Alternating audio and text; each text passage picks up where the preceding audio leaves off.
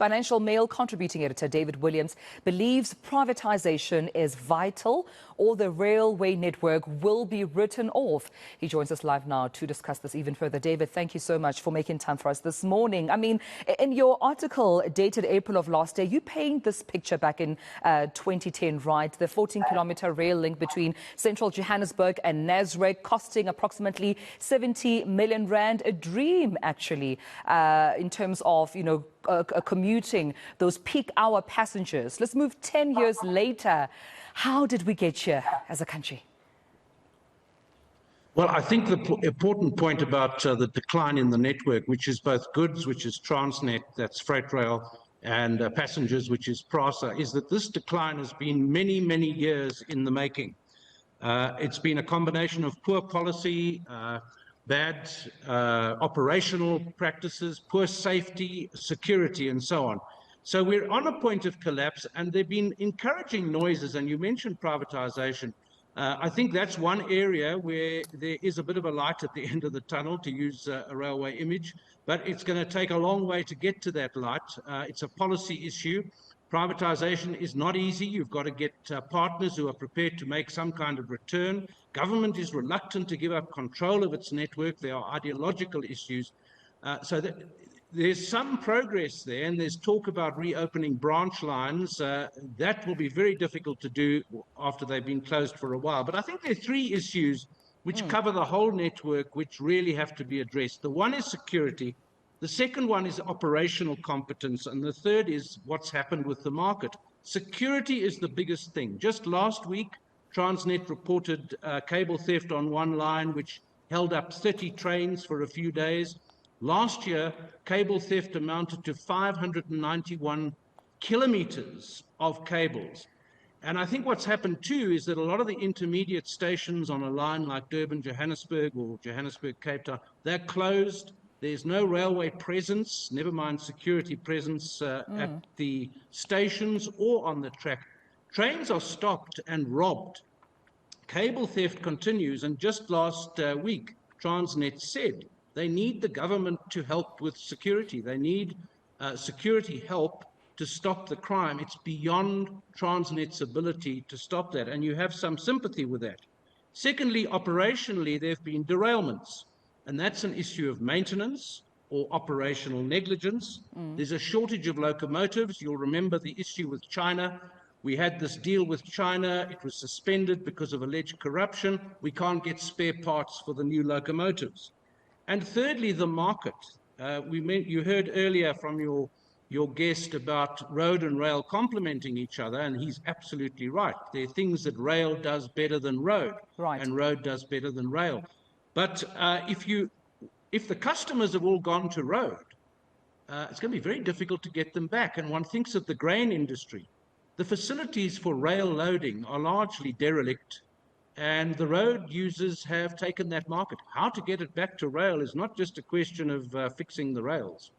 I mean, as we talk about rail infrastructure and how dilapidated in this country, the big question as well that we're trying to answer is who are the real beneficiaries of this railway infrastructure being at this state? Organized crime being at the center of it. Earlier on, you mentioned safety, cable theft, we know being one of them. How beneficial is it for organized crime, for railways to be in the state? Well, clearly, it's very beneficial. The cable theft continues, and it's been a problem for years and years. It's not a new thing. Transnet and PRASA try sometimes to say that COVID was the cause of this. It's not. It's gone on for many years. So clearly, organized crime syndicates are at work here. I know from personal experience and observation in KZN, you have armed gangs. Farmers encounter armed gangs near the railway line, and they are highly professional. They rob trains that have stopped. They kill security guards. So clearly there is a great benefit here for organized crime syndicates, whether it's theft of rail lines, of steel, of the cables that link them.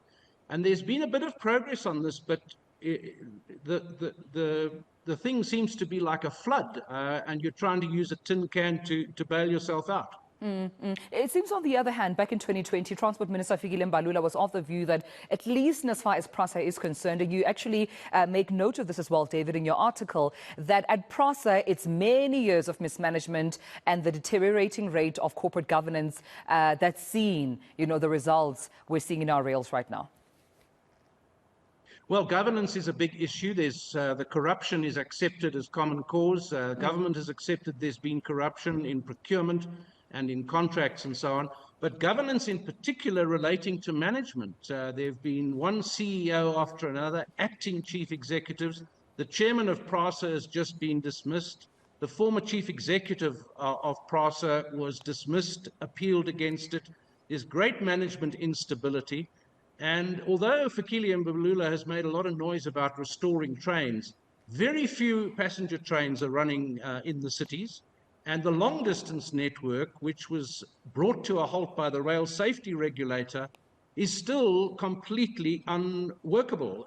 There are no long-distance trains running, and this on a network which used to have hundreds of trains running on the entire network per day. So what is being said about restoration is not yet reflected on the ground. There are signs of repairs. There are one or two trains running, but it's certainly not a service. People have had to get back to the road to get to work. So then lastly, what is then to be done? Is full or partial privatization the answer? Well, it's certainly, they need help. Government needs help. It needs partners, and that has been accepted. The issue is, to what extent do you give up control? For example, the plum is the Durban-Johannesburg corridor, which carries a great deal of traffic. It's crucial on road and rail to our economy. Gauteng and the coast, that is the key link. And we've got to get it back to an operational state and get many things off the roads, heavy loads off the roads. Privatization, if you have investors, we're talking several billions of rand just to get them involved. And then the investment has to restore the network to an operational level. And then you have to talk about what returns there are going to be for those investors. And of course, issues of who's actually in control, government or the private investors. The model is Telkom. If you think of Telkom, 20 years ago, it was privatized, but government took a substantial stake. So Telkom listed on the JSE, but government had a 39% stake.